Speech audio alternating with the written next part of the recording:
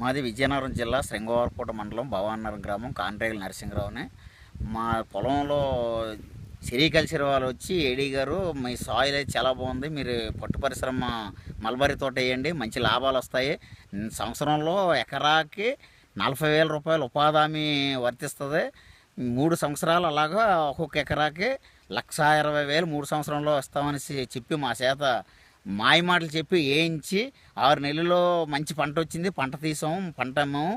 ఈలోపు 4 నెలల నుంచి ఉపాధి హామీ ఆపేశారు. ఏడీ గారికి చెప్తే ఏడీ గారు ఖాతరు చేయలేదు.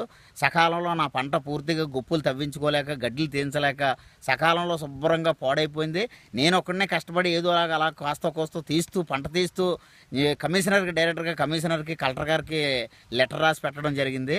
కమిషనర్ వెంటనే స్పందించి 7 జిల్లాల అధికారిని, జేడీ గారిని ఒకరిని పంపించి మొత్తం పంట చూసి ఏమయ్యా ఇలా చేసినారు, రైతులకు ఎలా చేస్తే ఎలాగనేసి పక్కాగా ఈ విజయనగరం జిల్లా ఏడీ గారిని మొత్తం ఆ స్టాఫ్ అందరినీ తీసుకొచ్చి చూపించి గట్టిగా చర్య తీసుకొని అర్జెంటుగా 1 రోజుల్లో పెట్టండి అని చెప్పేసి వెళ్ళిపోతే ఎలాగలేండి సార్ అన్నారు. ఈనాటికి మళ్ళీ 20 రోజులైంది, ఖాతరు చేయలేదు.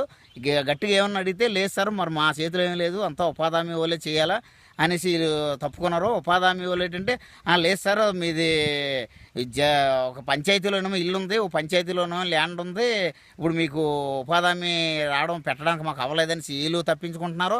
ఆ రోజు మొత్తం నా భూమి పేపర్లు అవి ఇవి అన్నీ క్లియర్గా తీసుకొని నెట్లో పెట్టి జనరేట్ చేసి ఇవన్నీ చేసి 6 నెలలు నాకు పంటకి సరిపడగా నాకు 6 నెలల వరకు ఇచ్చి మధ్యలోని సకాలంలో ఆపేయవలసిన కారణం ఏంటన్నా తెలియలేదు.